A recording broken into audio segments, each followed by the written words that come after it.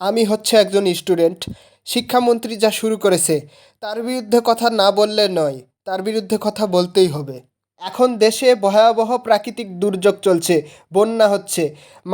এত মানুষ পরীক্ষা কেন্দ্রে কিভাবে পৌঁছাবে বন্যার মধ্যে? এটা তো শিক্ষামন্ত্রীকে অবশ্যই বুঝতে হবে। এক সপ্তাহ পরীক্ষা স্থগিত রাখলে কি দেশের অনেক বড় ক্ষতি হয়ে যাবে? কি এমন ক্ষতি হবে? শিক্ষার্থীরা ক্ষেপে উঠেছে, গোটা দেশ আপনার পদত্যাগ চাই। পদত্যাগ না করলেই নয়, পদত্যাগ আপনাকে করতে হবে, আজ হোক অথবা কাল হোক। পদত্যাগ আপনাকে বাধ্য করব আমরা পদত্যাগ করতে। কারণ শিক্ষামন্ত্রী একের পর এক ভুল করেই যাচ্ছে। আমরা তার বিরুদ্ধে কোনো কথাই আজ পর্যন্ত বলিনি, অথবা তার বিরুদ্ধে কোনো কথাই এখনো আমরা তুলিনি। আর কথা হচ্ছে, এইচএসসির মতো একটা গুরুত্বপূর্ণ পরীক্ষা, ফিজিক্স অথবা কেমিস্ট্রি, কোনো একটা পরীক্ষায় নাকি প্রশ্ন ভুল হয়েছে, 2টা প্রশ্ন ভুল হয়েছে। এত বড় একটা পরীক্ষা, এইচএসসির মতো, সেখানে প্রশ্ন ভুল কিভাবে হয়? এটা হচ্ছে বিষয়, কিভাবে প্রশ্ন ভুল হয় এটা আমি বুঝি না।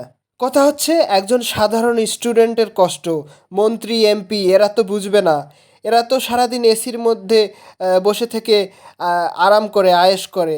আর এদিকে দেশের জনগণ কি আছে, কেমন আছে, বন্যা হয়েছে, দেশের কি চলছে দেশের মধ্যে, দেশের মানুষ কেমন আছে, খাবার পাচ্ছে কি না, তারা মরে গেছে নাকি বেঁচে আছে, এগুলো দেখার তাদের কোনো দরকার নেই অথবা প্রয়োজন নেই। আমরাও চাই আমাদের দেশ অনেক উন্নত হোক, অন্যান্য দেশের তুলনায় আমাদের দেশ আরও শক্তিশালী হোক, আরও সমৃদ্ধি হোক।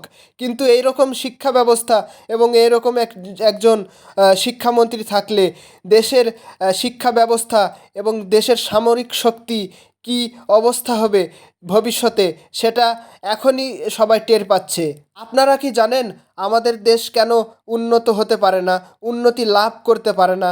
তার একটাই কারণ হচ্ছে, যারা বড় বড় মন্ত্রী এমপিরা রয়েছে তারা সবসময় নিজেদের কথাই ভাবে, টাকা পয়সা নিয়ে অন্যান্য দেশে পাচার করে এবং তাদের নিজের পকেটে ঢোকায়।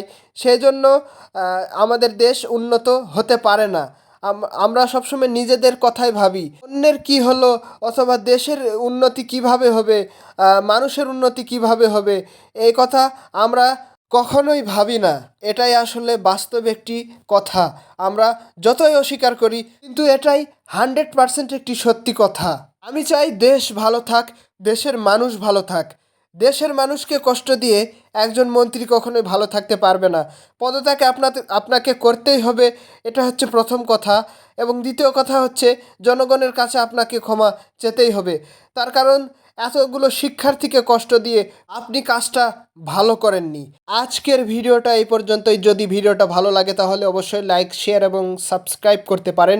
আমি আসলে এই ধরনের ভিডিও তৈরি করি না, কারণ আমি একজন স্টুডেন্ট। আমি স্টুডেন্ট হয়ে আরেকজনের স্টুডেন্টের কথা বুঝি, সেই কারণে এই ভিডিওটা তৈরি করা। ভুল কথা বললে ক্ষমার দৃষ্টিতে দেখবেন।